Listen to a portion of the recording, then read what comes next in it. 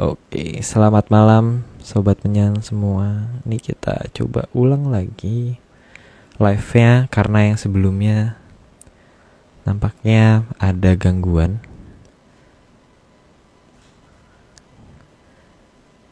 Oke. Oke.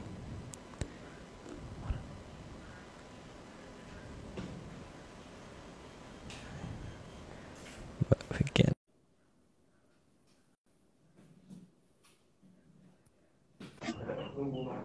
Nah, oke. Bisa. Mas aku Bisa. yang belum. Nah, ini dia. Ayo, Arya. Nah, oke Om. Maaf ya. Tadi Iya. aku request nggak ada kolom requestnya, jadi nggak ngerti caranya masuk gimana. Iya nggak apa-apa Om. Tadi Kan aku biasanya juga kan ada error. Nih mungkin Instagram Om kayaknya kepake Aji Kemayan Om kayaknya. Akalnya aja tapi. Ya, ini aku mau nanya-nanya dikit Om. Ini mungkin ini kalau misalnya buat penyanners yang sebelum live yang sebelumnya belum nonton. Nih gimana nih Om? Ada apa nih Om dengan gambar ini nih Om? Pengen tahu aja nih. nggak tahu ya. Itu gambar Mas Agung, Mas, jangan gitu loh, diakuin loh, nggak Nggak gitu tahu. Mas. Bakat-bakat seni itu Nggak harus tahu. dikembangkan, dipopulerkan. Bakatnya keren Man. Om. Bakat terpendam ini. Iya, bakat terpendam. Ya nggak pernah ngomong-ngomong, Kebetulan. tahu-tahu jadi. Ya udah kita Kebetulan lanjut aja aja. pas lagi ke gambar. Kebetulan Pas lagi. itu Aryo. Oh, kebetulan. Bukan karena berbakat ya. Nggak Oh, mungkin, itu nggak mungkin. Kalau kebetulan itu gambarnya anak TK, Mas. Yang kayak orang terus ada Iya. tangannya gini-gini gitu kan. Itu kayak anak TK toh. Nah, kalau kayak anak TK kayak gitu tuh seniman gimana? ya udah, Mbak, debat kita ya ini. kita lanjut aja hari ini nih. Udah jam segini. Nanti ini hari ini ada Oke, 113 slide, Mbak. Mbak sudah siap minum? Oke, Aman. siap. Oke. Nih. Oke. Kita mulai ya, Om. Semua. Ya. Oke. Oke, 93 Sang Puspatajem part 27.67 Pakem petungipun Wiyoso Keraton Kencana. 111 plus 1 slide. 001 leluhur kita mempunyai banyak perhitungan dalam membangun sebuah keraton. Dan perhitungan yang dilakukan oleh para leluhur banyak berlandaskan dasar yang tidak kita pahami. Ya karena perhitungannya banyak banget ya. Istilah nggak cah dikomentari biar cepat selesai Mbak, karena udah telat kan mulainya. Slide kedua, ada perhitungan dari leluhur yang didasarkan pada kejadian di masa lalu. Hal ini terlihat dengan pengaturan tanggal dalam pendirian keraton. Ya itu lanjut aja. Pasti udah pernah tahu kalau masalah seperti itu. Terus slide ketiga, namun ada sangat banyak perhitungan yang justru berdasarkan pada kejadian di masa depan. Dan kejadian di masa depan ini sudah dipertimbangkan dengan sangat cermat dan teliti oleh leluhur. Ya logikanya kalau orang Warsito aja itu bisa ngeliat ke jauh ke depan. Yang lebih luhur dari orang Warsito kan banyak. Jadi artinya kan yang bisa melihat ke depan tuh banyak banget ya. Artinya memang leluhur kita tuh bisa lihat masa depan.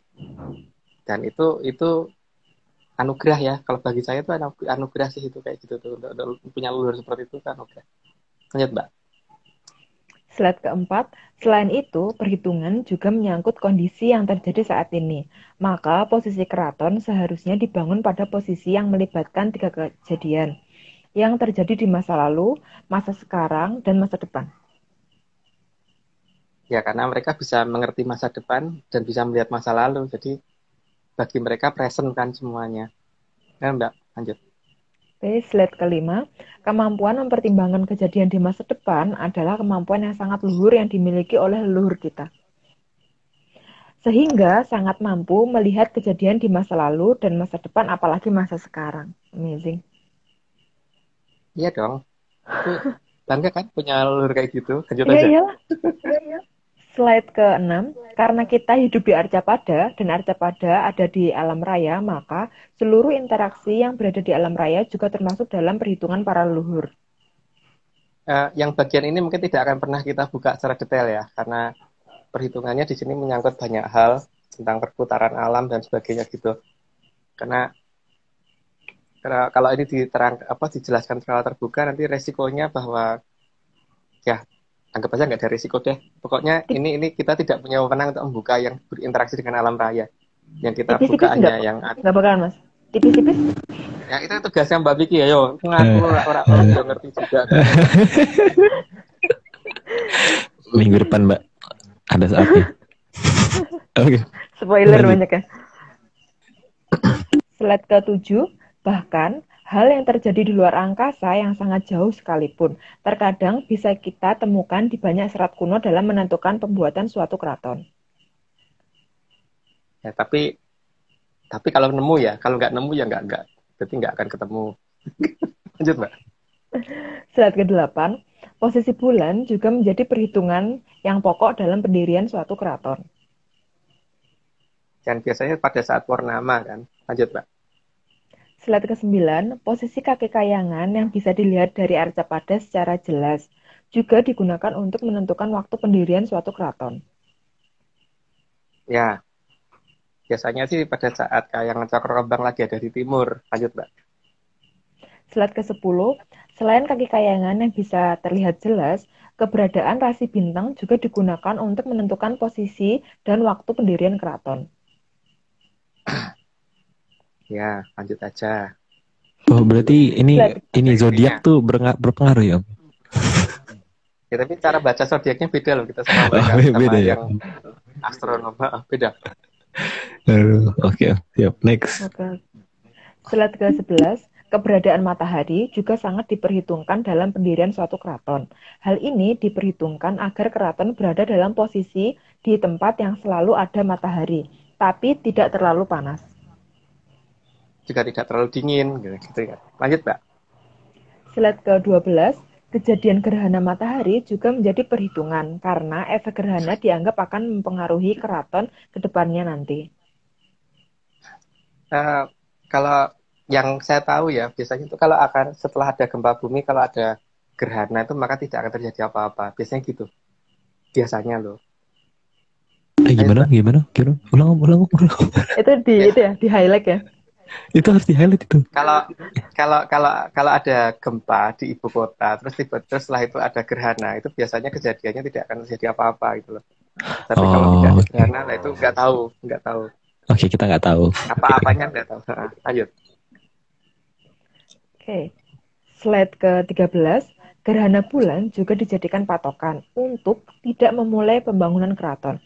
Maka keraton seharusnya mulai dibangun pada saat purnama tiba. Itu jelas. Lanjut coba. Aku pernah dengar Om katanya itu gerhana bulan tuh kayak apa Bathara Kala nyaplok bulan ya apa sih? Pernah dengar kayak kata-kata seperti itu gitu.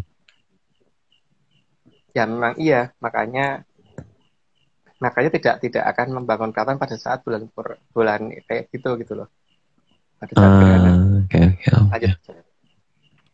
Slide ke-14, warna bulan yang merah juga dijadikan patokan agar keraton tidak dibangun pada saat itu. Ya, supaya karena keraton tidak berdarah-darah gitu. Lanjut, Mbak. Slide ke-15, kedatangan komet atau lintang kukusan juga dijadikan patokan untuk tidak mendirikan keraton pada saat itu. Ya, itu memang ada. Kalau itu jelas ya. Lanjut aja, Mbak. Slide ke-16, lebih dari itu, semua kehidupan manusia yang ada di alam raya juga sangat diperhitungkan. Karena isi alam raya memang harus dikenal, dan cara berinteraksi dengan alam harus selalu dibangun. Maka, seharusnya waktu dan tempat yang tepat untuk dibangunnya sebuah kehidupan juga harus diadakan di tempat yang tepat di alam raya ini. Mungkin bahasanya membingungkan, tapi ya begitulah kita gitu. Lanjut, Mbak. Slide ke-17, berdasarkan pertimbangan secara alam raya, maka para sang hyang yang sangat luhur sudah memilih Arcapada untuk dijadikan tempat hidup bagi manusia. Ya, itu ada penjelasannya, tapi tidak kita jelaskan di sini ya, karena memang kita tidak punya wewenang untuk itu. Itu sama aku pernah baca sih, mungkin penelitian dari luar ya, tapi penelitian dari luar negeri itu pernah ada bilang katanya tuh bumi itu lokasinya tuh benar-benar sempurna karena katanya kalau berapa ribu kilometer lebih jauh terlalu dingin, berapa ribu kilometer lebih dekat terlalu panas gitu. Ya, tapi kan mereka hanya bisa melihat dalam satu sisi kedekatan dengan bintangnya saja kan, bukan bagaimana menghitung terhadap gugus galaksi dan kemudian bagaimana interaksi antar galaksi dan sebagainya itu kan. Sudah ada kan? Belum ada sih, belum ada. Nah, ya. Makanya yang itu tidak akan kita buka. Oke, siap. Kita next. Itu gimana, makan permen. Tumben Mas Agung makan permen. Yaudah, oke. Slide ke-18. Dalam tradisi di Jawa, naga sangat dikenal sebagai sosok penjaga bumi. Itu banyak ceritanya lah, jadi tidak perlu kita yang cerita gitu. Dan sudah banyak yang punya cerita itu. Lanjut. Ya. Slide 19, maka simbol dan gambaran naga akan mudah ditemukan di berbagai peralatan tradisional. Banyak banget ya, bukan hanya di gamelan, di yang lainnya juga. Lanjut Mbak. Bahkan dari seluruh negara ya, seluruh dunia itu. Naga tuh emang di seluruh dunia tuh ada legendnya. Kita berikutnya Mbak. Slide ke-20, posisi naga juga digambarkan untuk melindungi keberadaan pusaka. Maka di sisi kanan dan kiri dari pelangkan keris dan patrem digambarkan sosok naga tersebut. Karena pada dasarnya ada dua naga yang besar, cuman itu kan dongeng kita ya. Kalau dongeng yang lain ya boleh aja kalau tidak. Lanjut aja Mbak. Oke. Slide ke-21, pelangkan tombak yang pakem juga akan menggunakan simbol naga yang menjaganya. Ya, itu semua orang juga pasti tahu lah, pangkal. Lanjut Mbak. Slide ke-22, perlambang naga juga ada di bawah dampar, yang biasanya digunakan sebagai tempat rawuhnya leluhur. Itu kalau di kita loh ya, tapi kalau di tempatan nggak tahu. Ada gambarnya seperti itu, terus di atasnya kan kita kasih batu marmer untuk beliau kalau datang, dan pakaiannya juga kita siapkan, sehingga kalau beliau datang juga datangnya lengkap dengan pakaiannya kan, jadi tidak astral. Lanjut Mbak. Oke, slide ke-23. Dalam sanggar, tempat bertemu leluhur, sangat jelas digambarkan keberadaan naga yang menyangga di bawah dampar. Itu versi saya, versi Translation Center. Bukan, nggak tahu kalau yang lain kan itu punya hak sendiri-sendiri. Lanjut Mbak. Oke. Slide ke-24, maka leluhur memberi tanda pembagian waktu dengan istilah naga dino agar tidak salah dalam memilih waktu dan tempat yang tepat. Istilah naga dino pasti juga udah banyak yang tahu, karena itu banyak primbon kan juga sudah ada. Lanjut Mbak. Slide ke-25, bagi leluhur, naga bukan benda mati dan bukan hanya mitos, tapi benar-benar makhluk yang menjaga Arcapada. Ya, dan posisinya memang mengelilingi bumi, harusnya begitu ya. Lanjut aja Mbak. Slide ke-26, bagi leluhur, naga juga bisa bergerak, dan gerakan dari sang naga bisa mengakibatkan bergetarnya permukaan Arcapada yang disangganya. Itu sih pasti sudah banyak cerita seperti itu juga, jadi nggak perlu dijelaskan lagi. Lanjut Mbak. Kok semua udah? Udah tahu gitu sih. Ya sebenarnya udah sih Mbak. Keuntungannya di situ. Kan yang capek kan yang baca, bukan. Lain kali kita bikin capek Mbak. Oke. Slide ke-27, bagi leluhur, naga dianggap sebagai pengikat semua unsur yang ada di Arcapada. Sehingga Arcapada bisa terbentuk seperti bola. Dan bola bentuknya pastilah bulat, bukan bidang datar. Ya, bagi kita bumi itu bukan datar. Yang paling penting. Jadi kalau ada yang menganggap bumi itu datar, ya terserah. Tapi bagi saya bumi tidak datar. Gitu ya. Dan kalau sudah tahu seperti itu, kepala naganya harusnya di mana dicari. Gitu. Lanjut Mbak. Oke, slide ke-28. Sehingga penentuan posisi kepala, ekor, serta badan naga juga sangat penting dalam menentukan perhitungan pendirian keraton.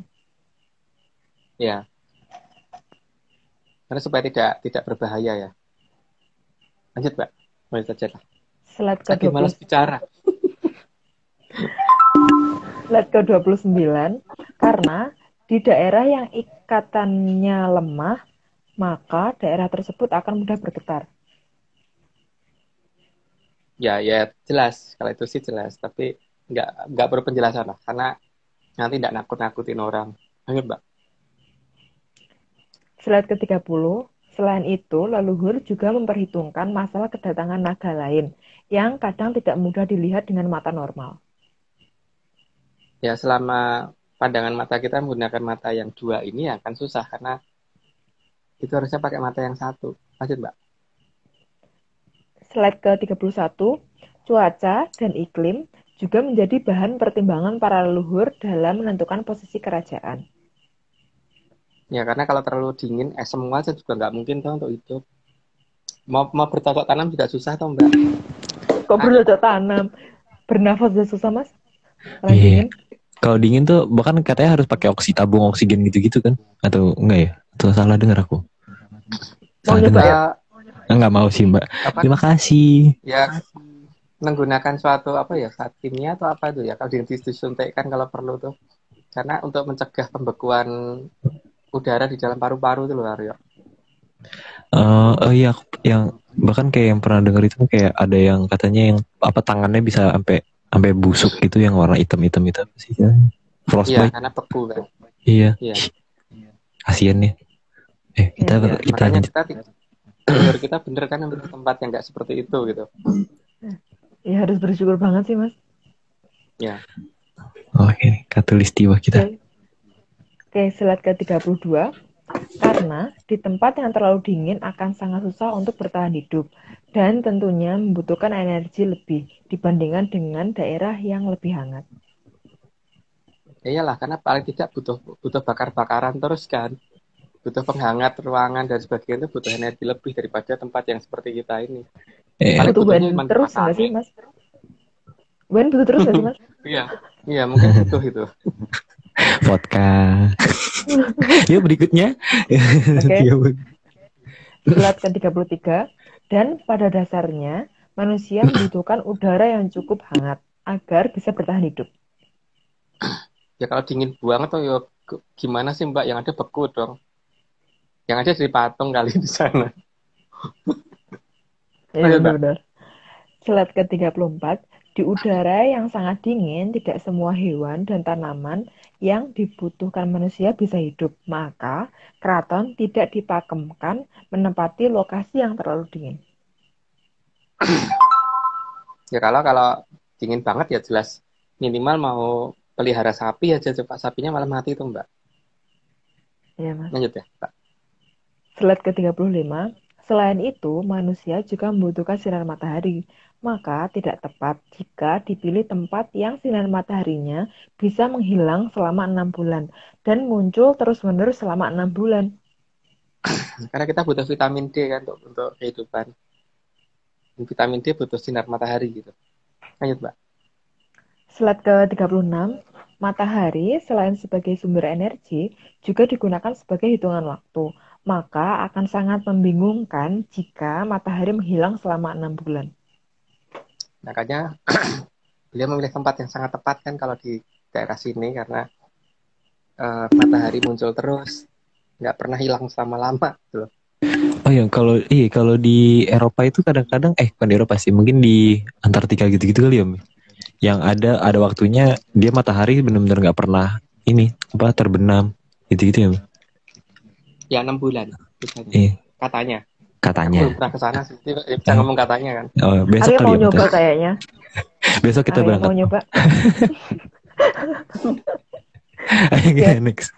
Slide ke-37. Namun, manusia juga tidak akan nyaman tinggal di daerah yang terlalu panas. Ya pokoknya nggak terlalu panas juga kita butuh air berlebihan kan nantinya malahan. Ya pokoknya ya suhu udara itu yang pas-pasan aja gitu loh. Ayo Mbak. Slide ke-38. Karena di tempat yang terlalu panas, tanaman tidak banyak yang bisa hidup, terutama tanaman yang dikonsumsi manusia. Ya sangat jarang lah kalau ada. Atau keajaiban kalau ada gitu. Tapi yang jelas nenek moyang kita sudah tepat memilih negara ini gitu. Lanjut Pak. Slide ke-39. Oke. Maka bagi leluhur, daerah hamparan yang Menghijau justru menunjukkan turunnya anugerah, yang artinya justru bukan pertanda akan berakhirnya kehidupan. Ya, jadi kalau suatu daerah yang tadinya tandus menjadi daerah yang subur, itu berarti kan yang membuat hidup menginginkan agar manusia bisa hidup di situ kan. Jadi itu artinya pasti bukan bukan akan akhir zaman, tapi malah akan zaman akan diperpanjang gitu kan. Gitu, Mbak. Slide ke-40, bagi leluhur, justru tanah yang makin tanduslah yang menandakan zaman menuju ke arah yang tidak baik dan sama sekali tidak berpihak pada kehidupan. Nah iya, makanya kalau tanah menjadi subur itu pasti bukan pertanda akhir zaman itu seharusnya loh. Karena kalau ya yang saya tahu kan kalau tanah itu makin subur berarti orang makin bisa hidup gitu ya. Ya, tapi nggak tahu kalau ada yang berpikir lain ya monggo aja itu. Lanjut Mbak. Slide ke-41, meningkatnya kesuburan tanah justru menunjukkan keberhasilan manusia dalam melaksanakan Hamemayu Hayuning Bawono. Sehingga anugerah untuk diizinkan menempati arca pada lebih lama pasti akan diturunkan oleh Yang Maha Kuasa. Ya kalau fasilitas hidup dibikin ada kan berarti seharusnya memang yang Maha Kuasa menginginkan manusia hidup lebih lama. Ya itu mungkin pola pikirnya orang biku seperti saya sih. Lanjut Mbak. Jangan bilang gitu dong. Aku Slide merasa lebih rendah. ke-42. Nah, makanya. Ayo kita lanjut. Oke. Slide ke-42, sebab jika alam menjadi lebih ramah kepada manusia, itu menunjukkan bahwa alam juga tidak mau manusia celaka. Alam akan menjaga manusia karena alam juga merasa dijaga oleh manusia. Jadi, bagi leluhur, jika tanah makin subur, maka itu bukanlah sebuah pertanda akhir zaman. Bagi berdasarkan cerita nenek moyang saya begitu. Jadi cerita ketika kalau akhir zaman tuh berarti ya harusnya tidak seperti itu gitu. Tapi ya itu kan orang tuh punya asumsi tuh beda-beda gitu. Ya terserah mereka mau bagaimana menyikapi bahwa ketika alam jadi subur tuh dianggap seperti apa itu kan terserah ya. Karena Cuma aneh sebenarnya aja sih kalau menurut aku. sebenarnya logika dasar sih Om ya. Karena kan kalau misalnya kayak disuplai, berarti tandanya mau ada ya mau dilanjutin gitu hidupnya kan, gitu kan. Iya. Mm-mm. Tapi kalau supply dihentikan, ya berarti Baru memang tidak berhenti dilanjutkan gitu gitu kan. Oke. Kita berikutnya kali ya. Lanjut, Pak. Slide ke-43, karena jika Yang Maha Kuasa tidak menginginkan manusia lagi, maka seharusnya penunjang kehidupan dihilangkan, bukan malah diadakan. Dengan makin suburnya tanah di tempat yang tadinya tidak bisa ditanamin apapun, justru menunjukkan bahwa Yang Maha Kuasa belum mau mengakhiri zaman yang berjalan. Atau sebagai pertanda, zaman akan makin panjang, bukan menuju akhir zaman. Ya logikanya kan begitu ya. Kalau menurut logika saya loh itu. Karena kalau yang Maha Kuasa itu tidak menghendaki manusia ada, berarti kan harusnya tidak sarana penunjangnya dibikin nggak ada toh. Ya benar. Tapi kalau sarana penunjangnya itu dibikin ada kan berarti yang Maha Kuasa menginginkan manusia ada lebih lama, bukan akhir zaman. Tapi Om, tapi Ya, mungkin kalau misalnya asumsi itu kalau ada bebas. orang lain bebas ya Om ya. Ya bebas. Ada orang lain beranggapan kebalikan ya monggo aja, kita nggak ngelarang sama sekali sih sebenarnya ya Om ya. Ya, cuman kalau kita punya asumsi begitu. Lanjut. Oke, slide ke-44. Jadi, kalau ada yang menganggap tanah yang tandus tetap tandus sebagai pertanda zaman akan berlangsung lama, dan kesuburan sebagai pertanda akhir zaman, hal tersebut adalah hak tiap manusia dalam menilai tanda-tanda zaman. Nah, itu sudah kita bicarakan ya. Jadi tidak beranggapan sama juga nggak apa-apa gitu. Lanjut, Mbak. Slide ke-45, tapi cukup aneh jika tanah yang tandus dikatakan sebagai alam yang bersahabat. Karena di Nusantara, tanah suburlah yang dikatakan bersahabat dan pertanda langgengnya zaman. Itu versi kita ya, bukan versi, nggak tahu kalau orang lain ngambilnya gimana. Bahkan ada yang bilang tanah Indonesia itu tanah surga ya Om ya. Katanya begitu. Tapi kan emang ada gitu kan? lagunya tuh. Ada lagunya. Kos Plus Oke. itu ya, apa ya? Lagunya Kos Plus kalau nggak salah. Lanjut, Mbak. Oke, slide ke-46. Yang layak dipertanyakan adalah yang mengatakan kesuburan di daerah yang tadinya tandus itu merupakan tanda akan berakhirnya zaman. Apakah memang hobinya suka hidup di daerah yang tandus?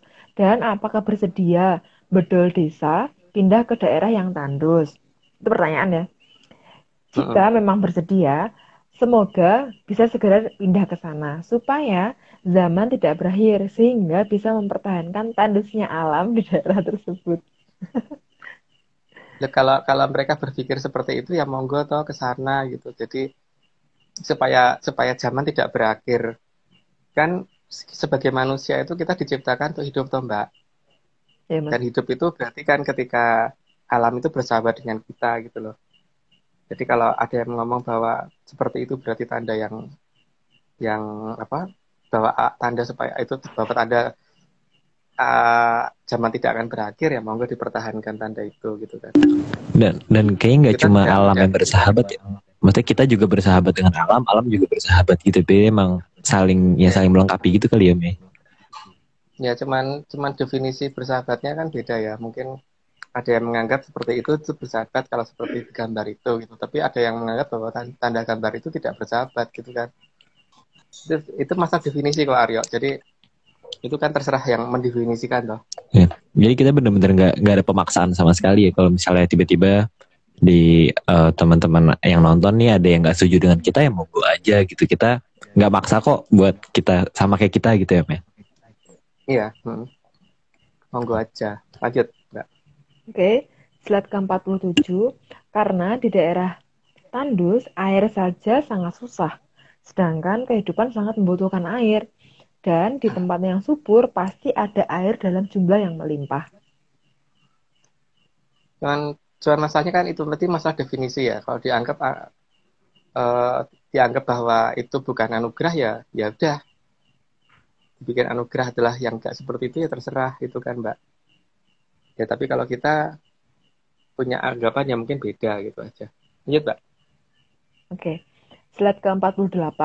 Datangnya kesuburan pasti diimbangi dengan datangnya air. Jadi datangnya sesuatu yang diperlukan bagi kehidupan seharusnya merupakan anugerah sebagai pertanda bahwa zaman tidak akan mendekati akhir zaman. Ya, lanjut dulu Mbak. Itu sudah jelas kok kata-katanya. Slide ke-49, bagi leluhur, cukupnya air bagi kehidupan menunjukkan bahwa Yang Maha Kuasa sangat menginginkan manusia hidup, bukan menginginkan sebuah akhir zaman. Yang lah iya tau ya. Seperti aku kalau misalkan pelihara ayam dan aku pengen ayamku ini bisa hidup kan aku kasih makan, tak kasih minum. Tapi kalau aku pengen itu cepat mati, tak ini gitu loh. Semuanya nggak tak sediain gitu kan. Benar-benar.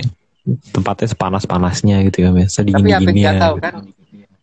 Ya tapi kan nggak tahu ya, karena perbedaan pola pikir itu kan bisa saja terjadi tuh Aryo. Benar sih, benar, setuju sih. Oke, kita lanjut kali ya. 50. Lanjut Mbak. Oke, slide ke-50, sumber daya air yang cukup juga sebagai syarat dibangunnya keraton, terutama kecukupan air bersih. Air bersih loh ya, saya bukan ngomong air yang tidak bersih loh. Karena bisa mungkin seperti itu gitu kan. Lanjut Mbak. Oke, slide ke-51, karena manusia butuh makanan, maka daerah tempat keraton dibangun juga merupakan daerah yang banyak ditumbuhi sebagai berbagai jenis tanaman. Paling tidak di sekitarnya lah. Paling tidak di sekitar keraton itu. Lanjut Mbak. Slide ke-52, bahkan hewan pun juga butuh makanan. Maka pada tempat dibangunnya keraton juga harus layak untuk menghidupi hewan yang menunjang kehidupan manusia. Udah jelas sih. Lanjut aja Mbak. Slide ke-53, jenis-jenis hewan yang bisa mendukung kehidupan juga harus bervariasi di tempat dibangunnya keraton. Tidak hanya satu jenis atau jenisnya bisa dihitung dengan jari saja.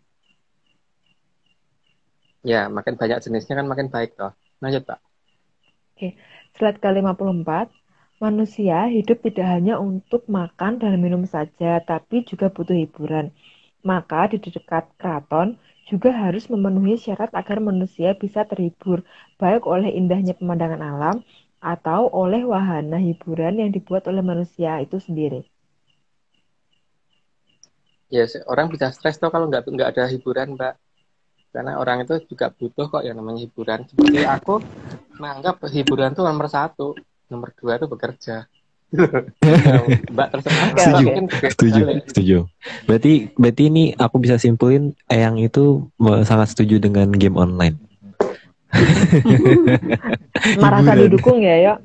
Ya Merasa masa dong. didukung. Pembenaran. Oke, Oke, kita lanjut, Mbak. berikutnya. Oke, slide ke-55. Di tempat keraton dibangun juga harus merupakan tempat di mana manusia bisa mengekspresikan apapun untuk menambah indahnya alam. Jadi justru bukan tidak boleh mengekspresikan segala bentuk yang baik untuk dilihat. Kayak yang Mas Sukun tadi ya, Mas? Yang flyer ya? Wah, Senggol terus. nggak sengaja kalau itu, Mbak. Beda. Oh, Lanjut, Mbak. beda mbak. Jangan mbak, beda Oke, ini. oke. Slide 56. Karena hasil karya seni, terutama patung, bisa dijadikan simbol kebanggaan bernegara, bukan sebagai pertanda datangnya hantu. Ya, biasanya kan negara yang makin ini ya, kelihatan lah bentuk bangunan apa dan sebagainya gitu. Semakin gede patungnya, Makin kalau gede, enggak makin gede, makin makin besar biasanya negara tersebut. Contohnya Amerika itu ada patung Liberty kan, dan itu sebagai di kebanggaan mereka loh. mungkin Kalau di kita mungkin kalau kita apa? bikin patung Aryo gitu, Posisi patungnya Aryo.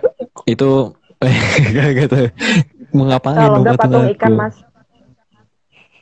Kok patung Ikannya ikan? Bang John. Patung ikan, Oh ini patung ikan sudah ada Bos yang Jun. ngeklaim. Oke, slide Oke, 57. Slide 57.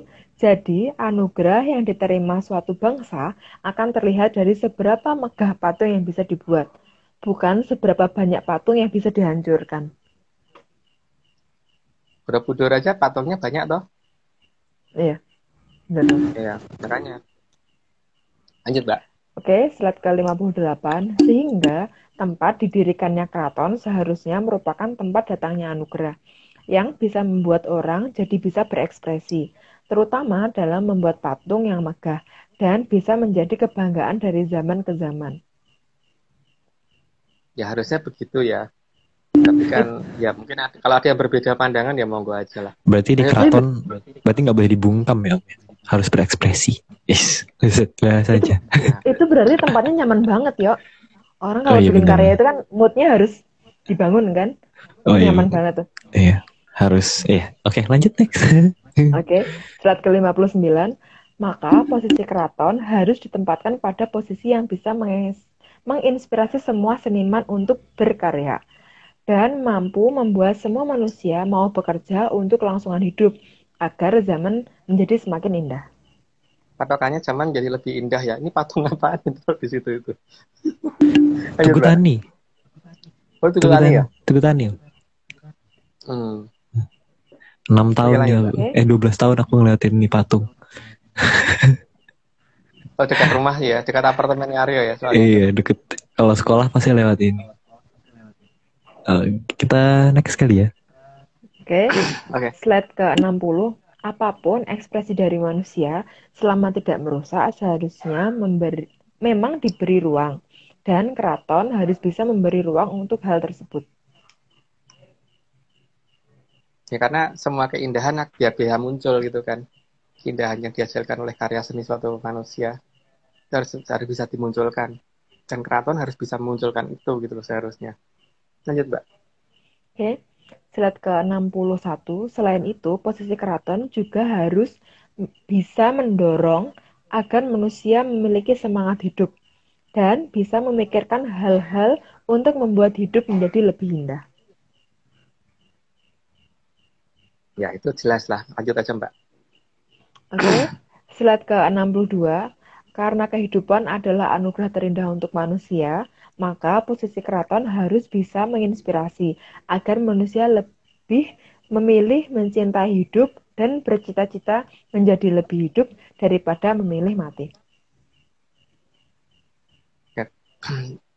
Tujuan utama keraton kan untuk membantu melaksanakan tugas dari Yang Maha Kuasa untuk itu toh, membuat supaya kehidupan itu berlangsung lebih lama gitu. Jadi keraton harus bisa menginspirasi supaya manusia mau lebih pengen hidup gitu kan, lebih pengen hidup supaya jadi pilihan. Lanjut, Mbak. Slide ke-63. Posisi keraton yang benar juga tidak membuat warganya menjadi lebih memilih untuk mati untuk tujuan apapun. Sebab hidup adalah anugerah yang indah. Nah, itu harus baik begitu ya. Tapi kalau terbalik ya nggak tahu. Lanjut, Mbak. Slide ke-64. Maka posisi keraton yang benar seharusnya juga bisa membuat manusia untuk lebih memilih menambah indahnya dunia, bukan malah mengurangi keindahan yang ada. Dan posisi keraton harus bisa menginspirasi hal tentang keindahan tersebut. Jadi banyak getaran di situ yang harusnya bisa menginspirasi manusia ya. Jadi getaran dari kadewatan, dari mana itu mengarah ke satu tempat yang kemudian orang kalau ke situ tuh jadi bisa berkarya gitu. Oh, berarti emang sebenarnya dipacu untuk menyombongkan diri ya? Oh iya, wajib. Oh, benar. Itu benar tuh. Wajib sombong, tidak boleh terima padanya gitu ya? Iya, karena makanya Mbak Vicky itu harusnya mulai ini Mbak, beranilah menunjukkan apapun. Karena orang kalau bisa itu kan jangan hanya ditahan, malah menunjukkan itu wajib tapi dianggap kepada orang yang Mbak anggap penting ya. Kalau dia nggak penting ngapain ditunjukkan Mbak? Sayang ya. Dan kalau dikatakan sombong jangan malu Mbak. Emang kita wajib kok itu. Hukumnya wajib, sombong itu wajib. Tidak disalahkan. Aku mendukung kok itu. Kecuali kalau nggak bisa lah itu nggak boleh sombong. Tapi kalau bisa wajib Mbak. Ya apa yang wajib bisa disombongin ya kan Mas? Iya. Ora iso kok arep sombong.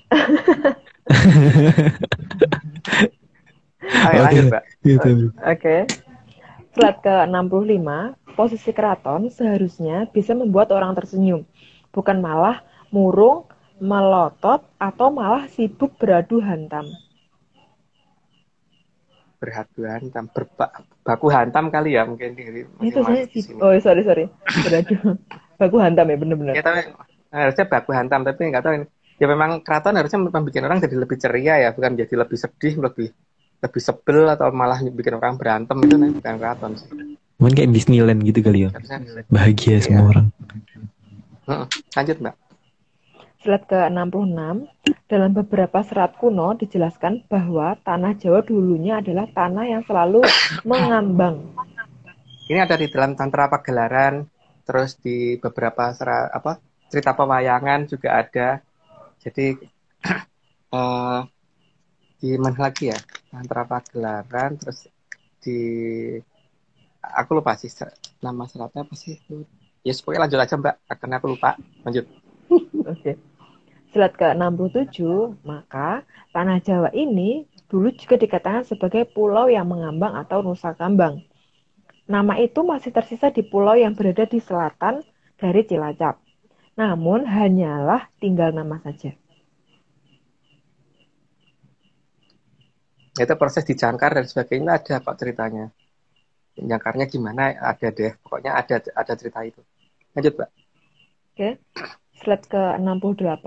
Dalam serat Tantra Pagelaran dijelaskan bahwa agar tanah Jawa tidak bergerak, maka perlu ditambatkan pada jangkar agar tanah Jawa stabil. Itu makanya ada cerita tentang penggeseran Gunung Manggologiri itu. Tapi ya, udahlah. Lanjut aja, Mbak. Oke. Slide ke-69. Agar tanah Jawa tetap stabil, maka ada banyak jangkar yang digunakan. Jenis jangkarnya pun berbeda-beda, tergantung pada kebutuhan sesuai dengan lokasinya. Dan itu biasanya berupa pegunungan sih. Lanjut, Mbak. Oke. Slide ke-70, maka di tengah tanah Jawa ada tempat yang dikatakan sebagai pakunya Pulau Jawa. Cuman pakunya Pulau Jawa itu ada di mana kan? Tergantung orang sanggup melihat atau tidak itu. Nah, dari Gunung Tidar itu sering kelihatan ada satu gunung yang di saat-saat tertentu tuh gunung itu nggak kelihatan. Walaupun kondisinya cerah. Nah, itu gunung apa? Monggo dicari. Lanjut, Mbak. Oke. Slide ke-71, beberapa pakunya tanah Jawa yang bisa dilihat dan menjadi jangkar tanah Jawa agar tidak bergerak adalah berupa pegunungan, terutama gunung yang aktif. Ya, itu juga udah jelas lah ceritanya. Lanjut, Mbak. Slide ke-72, gunung selain nantinya akan digunakan sebagai senjata perlindungan atas gelombang kejut yang terjadi dari Jamur Dipa juga akan digunakan untuk menjaga agar tanah Jawa tidak bergerak. Mungkin sudah kita terangkan di minggu lalu ya, ada yang namanya reactive armor itu kalau di tank itu. Jadi ada kotak-kotak kayak batu bata yang ditempelkan di badan-badan tank itu kan biasanya akan meledak ketika ada rudal menuju ke dia sehingga akhirnya supaya tidak melukai bagian dalam tank gitu kan. Itu nenek moyang kita juga sudah menghitung itu. Ada gunung yang akan difungsikan untuk reactive armor gitu kan. Lanjut, Mbak. Oke. Slide ke-73. Namun, apabila tanah Jawa perlu dipindahkan akibat dari adanya jamur dipa, maka beberapa jangkar harus dilepas dan akan disisakan sebuah jangkar utama yang nantinya akan dilepas pada saat kondisi sudah sangat darurat. Makanya beberapa memang sudah mulai sudah mulai akan dicabut, cuman kapannya saya nggak tahu. Lanjut aja, Mbak. Slide ke-74, jika kondisi benar-benar darurat, maka Nusa Kambang harus digeser ke selatan. Maka jangkar harus dilepas satu persatu. Dan itu menjadi tugas dari para danghyang yang menjaga pegunungan aktif. Penjelasannya itu nanti ada di 94 ya.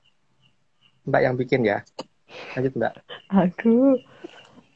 Slide ke-75, efek dari jangkar yang diangkat akan mengakibatkan beberapa gunung di Nusa Kambang akan aktif secara hampir bersamaan.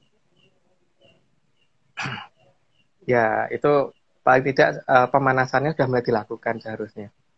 Lanjut, Mbak. Oke, slide ke-76, leluhur sudah sangat tahu bahwa kelak jamur dipo akan muncul dari tanah seberang yang sangat jauh.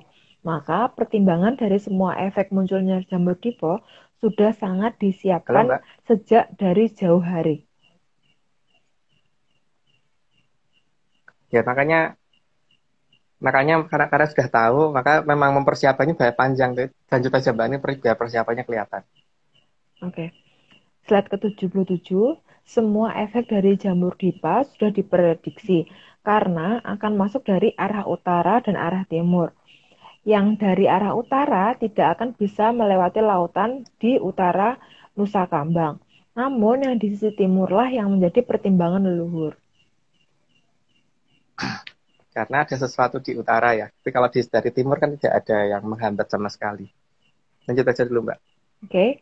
Slide ke-78, maka jika Luku sudah mencapai Nusa Kangwetan, semua jangkar harus sudah dilepas. Jadi urutannya itu kan ada garis Luku, garis Garu, garis Awu, sama garis Geni gitu kan. Tapi kalau Luku sudah sampai Nusa Wetan itu berarti harus segera dicabut jangkarnya. Terus lanjut, Mbak. Oke, slide ke-79, dan leluhur sangat tahu persis bahwa jika Luku sudah sampai di Nusa Kangwetan, maka Garu sudah mendekati batas Awu, dan saat itulah tanah Jawa harus segera dipindahkan. Ternyata ada di bawahnya toh. Ya udah lanjut aja, Mbak. Oke, slide ke-80, untuk mendorong Nusa Kambang ke selatan, maka diperlukan tenaga yang sangat besar. Ya, dan itu sudah dihitung juga, makanya ada sesuatu yang taruh di utara. Lanjut, Mbak. Slide ke-81, maka Mesin pendorong dibuat dan diletakkan di utara, serta menghadap ke arah selatan, dengan arah buang pembakaran menghadap ke arah utara. supaya gerakan dari dorongannya ke selatan. Lanjut, Mbak. Oke, slide ke-82, ada 3 jenis bahan bakar yang akan digunakan oleh mesin pendorong, yang akan mendorong nusa kambang ke arah selatan.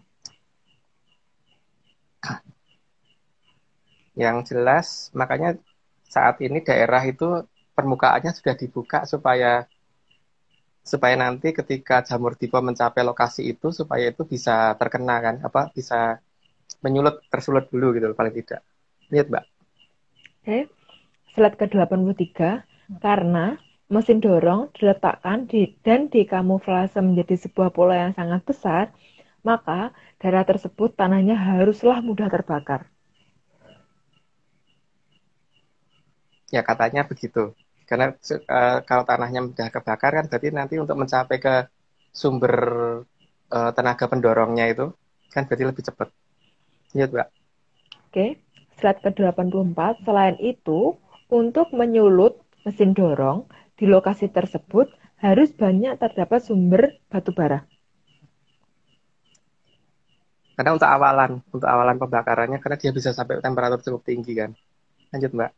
Oke, slide ke-85, agar api dari jamur dipo bisa mencapai batu bara tersebut, maka tanah di atasnya haruslah sudah disingkap. Tapi jangan difikirkan pulau apa ya. Kita tidak menyebutkan nama pulau apapun loh ya. Cuman ya itulah nanti yang terjadi gitu. Lanjut, Mbak. Slide ke-86, singkapan tadi akan membuat batu bara terbakar saat terkena efek jamur dipo, maka akan mengakibatkan suhu yang sangat tinggi. Nah, suhu yang sangat tinggi maka kandungan gas alam yang di situ akan memuai juga kan. Lanjut, Mbak.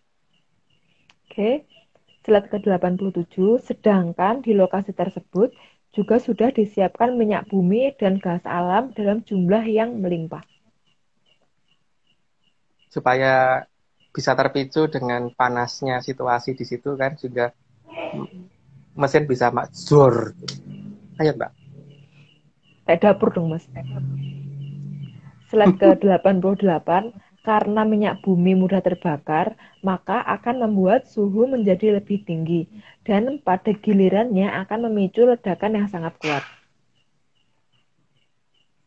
Ini kemudian akan mendorong menjadi tenaga dorong kan. Nah, gitulah katanya. Lanjut, Mbak.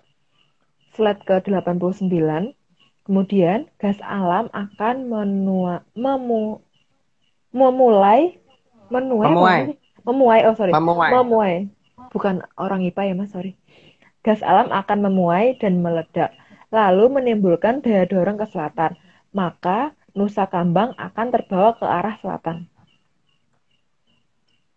Jadi di beberapa serat yang saya tahu memang tanah Jawa akan dibawa ke selatan ketika jamur tipe merembet dari arah timur. Jadi ketika rembetan dari arah timur sudah mencapai batas awu, segera tanah Jawa harus digorong ke selatan supaya rembetannya itu tidak kena.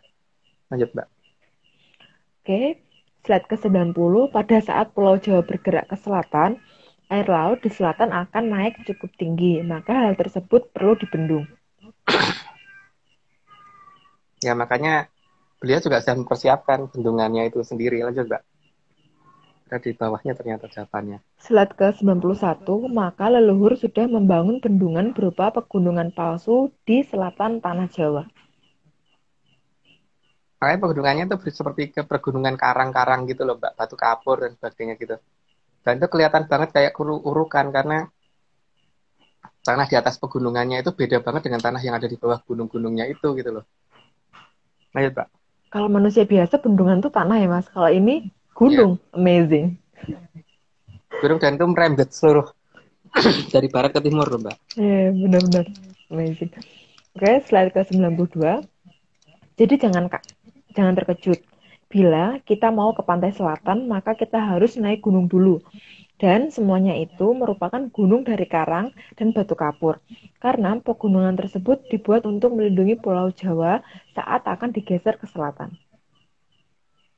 Artinya itu sudah dipersiapkan dari jarak waktu yang sangat lama.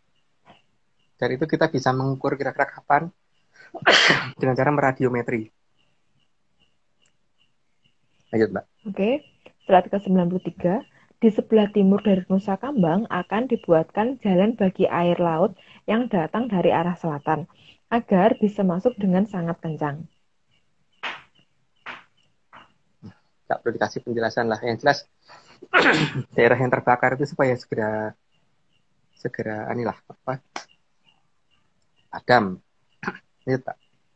Oke, slide ke-94. Tujuan pembuatan jalur air di Nusa Kambang bagian timur tersebut agar bisa memadamkan efek jamur dipo yang membakar sebagian wilayah. Ya, lanjut aja, Mbak. Slide ke-95, agar tanah Jawa tidak bertabrakan dengan daerah lain, maka daerah selatan tanah Jawa harus dikosongkan, atau haruslah sebuah daerah yang kosong. Ya, supaya kalau tanah Jawa bergerak ke selatan supaya nggak nabrak. Lanjut, Mbak. Oke, slide ke-96, maka posisi benua Australia ada di sebelah tenggara dari tanah Jawa. Ya, nggak boleh nutupin. Lanjut, Mbak. Minum dulu, Mas. Jauh ya, Mbak. Slide ke-97, besarnya daratan dan adanya beberapa pegunungan di Australia digunakan untuk melindungi Pulau Jawa dari efek jamur dipo yang datang dari arah timur. Maka, tanah Jawa akan diletakkan di sisi barat dari Australia. Geser gitu ya, Mas? Ya. Iya. Australia nggak gerak. Yang gerak Pulau Jawanya, Mbak. Kok bisa ya? Mbak. Nah, tadi? Kita lihat aja Mbak nanti, Mbak. Biar asik. Oke. Oke. Slide ke-98, leluhur juga sudah memberi batas bahwa ada gambar telapak tangan di sana, di mana Pulau Jawa harus dibawa ke arah barat selatan telapak tangan itu. Tanda telapak tangan dipakai untuk menandai daerah tersebut masih berpotensi bahaya. Ada loh ya lambang telapak tangannya. Lanjut, Mbak. Oke, slide ke-99, tanda telapak tangan itu menunjukkan jangan digeser ke arah situ, tapi ke barat daya. Ya, jelas lah kalau itu nggak gini kan nggak boleh, jangan ya, ojor ini ya gitu kan. Lanjut, Mbak. Tak pikir halo, Mas. Oh enggak dong, jangan di sini ya. Oke. Slide ke-100, agar tanah Jawa tidak bertabrakan dengan benua Atlantis, maka benua Atlantis juga harus berada di barat daya dari tanah Jawa. Maka, saat tanah Jawa digeser ke selatan dan agak sedikit ke barat daya, tidak terjadi tabrakan. Jadi, ya seperti itulah. Lanjut aja, Mbak. Terus, slide ke-101 ya. Dengan alasan potensi bahaya kemunculan jamur dipo tersebut, maka sangat jelas bahwa Atlantis tidak mungkin berada di Samudra Atlantik. Kalau di Samudra Atlantik berarti mereka menghitungnya gimana? Berarti mereka nggak bisa melihat masa depan tuh, Mbak. Kalah dong sama Ronggo Warsito. Lanjut, Mbak. 103 ya, Mas? Sorry, Mas. Dua. Oh, dua. Dua. Oke. 102, dengan alasan yang sama, maka Atlantis juga tidak berada di Samudra Pasifik.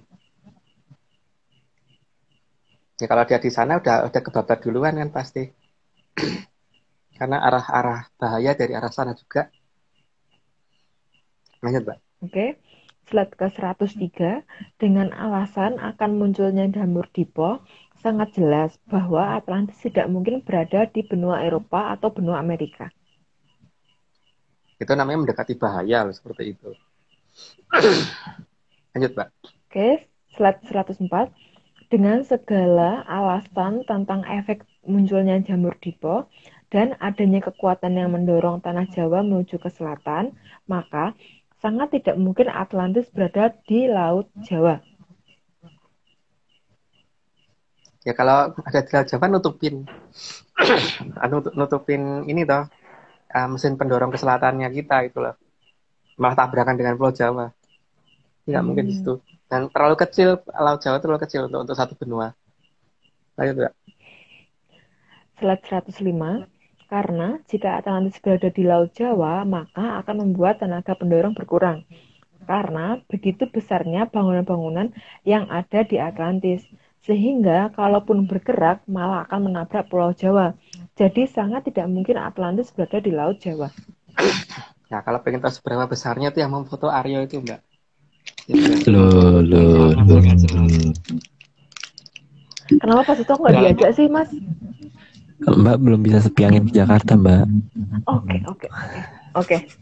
Sekarang kan bisa. Nanti ikut, Mbak. Oke. Slide ke 106. Dan yang paling jelas, Atlantis sangat tidak mungkin di belahan utara. Karena belahan utara itu adalah awal tempat terjadinya adu jamur dipo. Ya namanya cari perkara aja, Mbak. Kalau mencari tempat negara yang bisa melihat masa depan, masuk begitu gitu. Lanjut, Mbak. Oke, slide ke 107. Keberadaan benua Antartika juga akan menjadi pelindung utama dari efek jamur dipo yang datang dari arah selatan. Karena suhu yang sangat dingin di sana akan meredam panas yang muncul. Selain itu pegunungan yang sangat tinggi juga di sana ya. Jadi selain pegunungannya sangat tinggi, juga udara yang sangat dingin. Lanjut, Mbak. Slide ke 108, selain dinginnya udara di Antartika, juga tingginya daratan di Antartika, sampai kadang ada yang mengira sebagai dinding es. Tapi sekali lagi, bumi itu bulat, bukan datar. Ya, lanjut, Mbak. Oke. Kita ngomongin. Slide ke 109, pola pegunungan di Afrika juga akan menjadi pelindung utama efek jamur dipo dari arah barat, setelah tanah Jawa digeser ke selatan. Plus dapat perlindungan dari Atlantis juga kan, karena di Atlantisnya juga ada bangunannya juga besar-besar, melebihi gunung yang ada di situ kan, di Afrika. Ingat, Mbak. Slide ke 110, keberadaan pasir di Afrika juga akan menguntungkan karena saat pasir terbawa angin dari jamur dipo, maka angin akan melambat dan mengurangi jarak tempuh angin jamur dipo tersebut. Ya karena ada beban yang dibawa kan, jadi lebih ringan. Lanjut, Mbak. Asik, sudah selesai. Jangan asik, nanti ada pertanyaan dan statement, Mas. Oke, slide ke 111. Tutupipun kala bendu, laptopku. Tutupipun kala bendu dipun bukani goro-goro. Bumi gonjing, gunung ketuk, goro molak-malik, udan barat salah mangsa, kilatatit leliweran, lan sapiturutipun arsa badhe miwiti jumadulipun kang kala suba. Saking kidul timbuling kamulyaning Tribhuwana. Nggak perlu terjemahkan, itu bahasa kita sendiri, Mbak ya. Jadi nggak perlu. Oke. Sebelum ke slide yang selanjutnya, Mas, aku mau tanya. Ini seru nih. Aku jadi penengah aja. Oke, aku mau tanya ya, Mas. Yang pertama, apa namanya? Kalau misalnya itu apa? Terus sama ini, Mas. Kan kadang itu kan kalau aku sowan gitu ya, itu dengar ada dua suara. Nah, itu untuk ngebedain itu suara apa dan suara apa itu gimana. Terus sama ini, Mas, kalau aku statement gini, kan di DM tuh banyak banget tuh orang yang nge-DM dari Atlantis Series dan yang di luar juga kan, kayak tanya-tanya, tapi mereka itu tuh kayak, Mbak, aku tuh tahu ini gini, itu bener nggak sih, kayak itu loh, Mas, kayak pengen mencocokkan dan kepengen diiyanin kayak gitu loh, Mas. Itu kan kayak nggak usah DM kalau udah tahu gitu kan. Kenapa DM? Kan DM kan untuk pertanyaan ya kayak itu. Itu sih. Gimana, Mas? Kalau misalnya itu salah satu pusaka yang ada, Mbak, dan itu biasanya orang yang pegang itu tuh hanya boleh melakukan satu kali. Jadi satu kali ngucap nggak boleh ditarik balik. Jadi kalau ada orang ngomong aku nggak mau sama dia gitu, atau nggak mau ngelakoni itu lagi, kalau sampai dijawab dengan iya, monggo, berarti tidak boleh kembali lagi, Mbak. Selama-lamanya tidak akan diizinkan kembali lagi. Nggak ada kesempatan kedua. Ya nggak ada. Karena kan kalau misalnya cuma satu kali harus misalnya. Jadi apapun yang sudah terjadi ya sudah, itu tidak akan pernah ditarik balik. Gitu. Terus yang kedua tadi apa Mbak? Aku Yang kedua itu ngantuk. Itu loh, ada dua suara kan Mas, kadang-kadang dengernya. Nah itu tuh untuk membedakan suara satu dan suara dua. Itu kan kalau di musik kan ada kayak gitu. Tapi kalau ini kan nggak musik ya. Itu tuh gimana Mas? Halo, Hewang. Itu Mbak ya harus bisa lah kalau seperti itu. Membedakan suara antara suara kadewatan sama suara munyo, maksud nggak bisa sih Mbak. Bisa lah pasti. Bisa. Masa itu suara munyo sih? Ya. Ya kalau suara munyo raru dirungok gitu Mbak. Iya. Ada suara saya gitu emang ada, tapi nggak perlu didengerin. Nggak ada untungnya. Siapa lagi yang ketiga tadi Terus Mbak? yang tadi itu DM itu loh Mas, jadi kayak tanya, tapi dia tuh kayak tahu kayak mau konfirmasi gitu loh Mas ke aku tuh kayak aku tuh semalam tuh mimpi ini Mbak gini, itu bener nggak sih kayak itu? Kan aku terus jawabnya gimana? Itu mimpi kamu, kenapa tanya ke aku gitu loh Mas? Kayak gitu kan aneh kan? Ya gitu loh. Terus aku ketemu ini Mbak, itu bener nggak sih ini kayak gitu? Mana aku tahu kamu yang ketemu, kenapa tanya aku gitu loh Mas? Kan kayak aku kalau mau bales juga gimana, kalau nggak aku bales nanti dikiranya aku nggak jadi admin yang baik. Mending nggak usah tanya kalau udah tahu gitu. Nah kan ini berbakat nih sombong.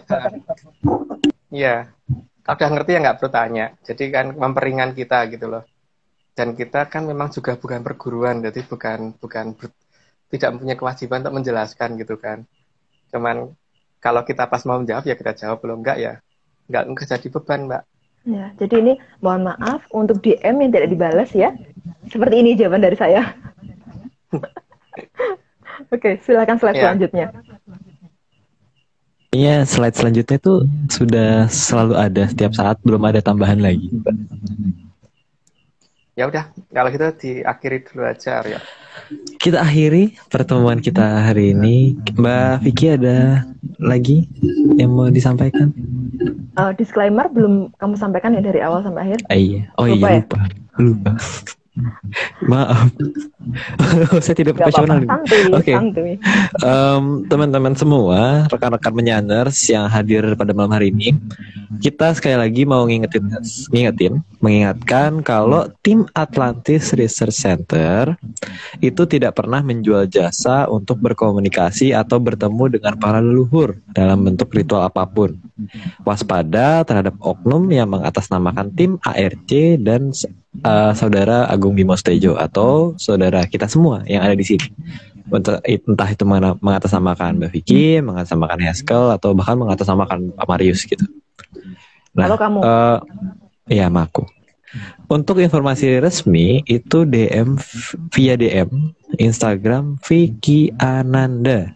Nih ya di bawah sini. Iya kan bener ya, di kiri ya. Iya di bawah kiri itu bener. Mbak Vicky itu siap 24 jam.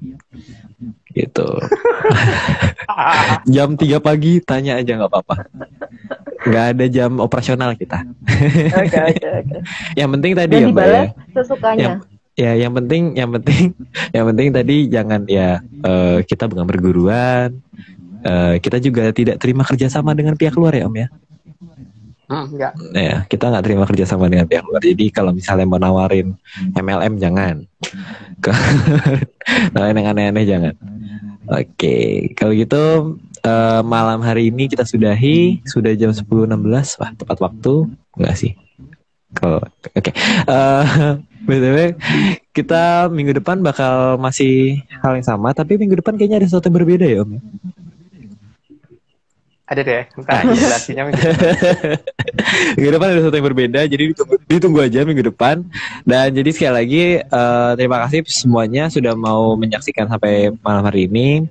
Terus juga terima kasih ke Bapak Agung, terus juga Mbak Vicky, terus Haskell juga, terus Pak Iwan, juga Bang Joni, Bos Joni yang udah menggambar tadi, gambarnya debutan.